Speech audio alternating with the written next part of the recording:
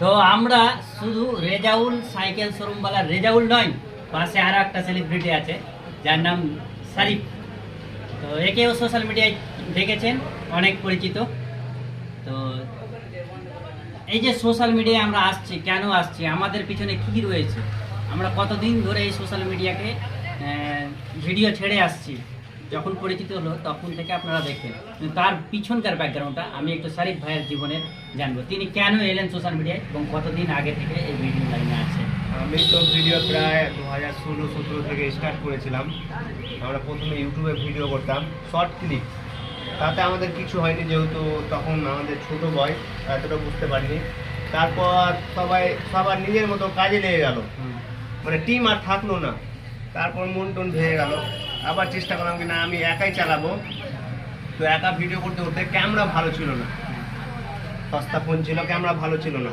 তো ভিডিও করলাম প্রায় 1-150টা ভিডিও করলাম, ভিউ কোনো রেসপন্স পাচ্ছি না। হ্যাঁ, তো ভিডিও করে আপনার আবার ডিলিট করে দিলাম, ভিউ হচ্ছে না, হচ্ছে না। তারপর ইচ্ছা হয় না কি আর ভিডিও করব, কিন্তু মন চায় বড় হতে, লোকের ভালোবাসা পেতে, লোককে ভালোবাসা দিতে মনটা চাইছে। আবার শুরু করলাম, শুরু করতে করতে আপনার 2020-21 টুকটাক হলো, 5000 ফ্রেন্ড হলো।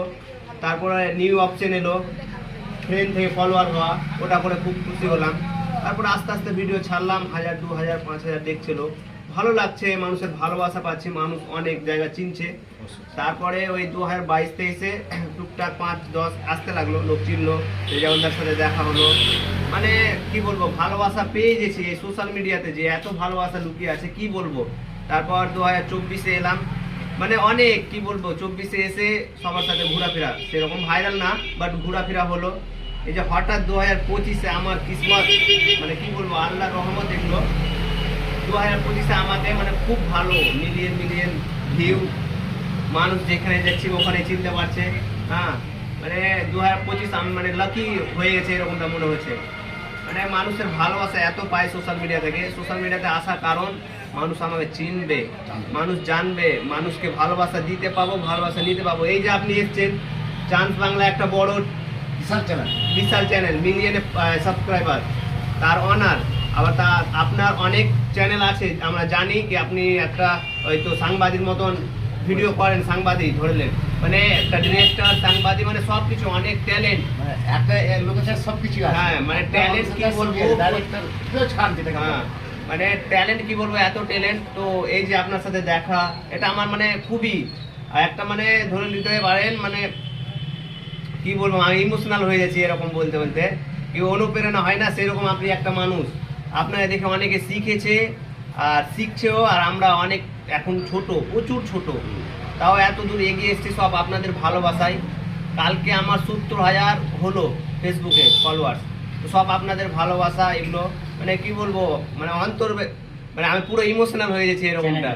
আমার চ্যানেলটার নাম হচ্ছে শারিফ শেখ, আর ইনস্টাতে আছে শারিফ এসএস। ইনস্টাতে প্রায় আমার 41,000 হয়েছে।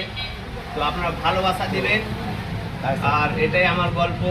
আরো অনেক গল্প আছে, মানে বললে শেষ হবে না, ভাবতে হবে অনেক। আরে ভাই একটু দুঃখ চলে এসেছে, ঠিক আছে, কোনো ব্যাপার নেই, কারণ হচ্ছে বড় হতে গেলে অনেক কিছু লাগে, অনেক মেহনত অনেক লাগে, মেহনত লাগে। সত্যিকারই যে পরিশ্রম যেটা আছে, পরিশ্রমের কোনো বিকল্প নাই। শরীর ভাই সত্যিকারই বলেছিল এক সময় যে আমি ভিডিও করবো না, আমি বলেছিলাম ভিডিও করতে হবে। আচ্ছা, শরীর ভাই সাকসেসফুল, 4 মিলিয়ন ভিউ, বিশাল ব্যাপার। আর ফলোয়ার প্রত্যেকদিন 500,000 বাড়ছে। আর চান্স বাংলা যেটা আছে তাকে ধন্যবাদ জানাবো, কারণটা হচ্ছে তিনি এই একটা ফিরোজ খান আছে শুনেছিলাম আমরা, নিজে ডাইরেক্টর, নিজে প্রোডাকশন, নিজে ক্যামেরা, মানে সব কিছুই হিরো, আর নিজে হিরো, নিজে ডাইরেক্টর, নিজে প্রোডাকশন। তো ফিরোজ খান লাইলা হো লাইলা, এই গানটা আপনারা জানেন, সে সিনেমার নামটা আমি বলতে পারছি না, কুরবানি ফিল্ম। আপনারা ওইটা দেখবেন, পুরোটাকে নিয়েছে সে ফিরোজ খান। তো সেই হচ্ছে ভাই, ধন্যবাদ জানাই, আর পাশে থাকার জন্য। তো পাশে থাকবে সবসময়।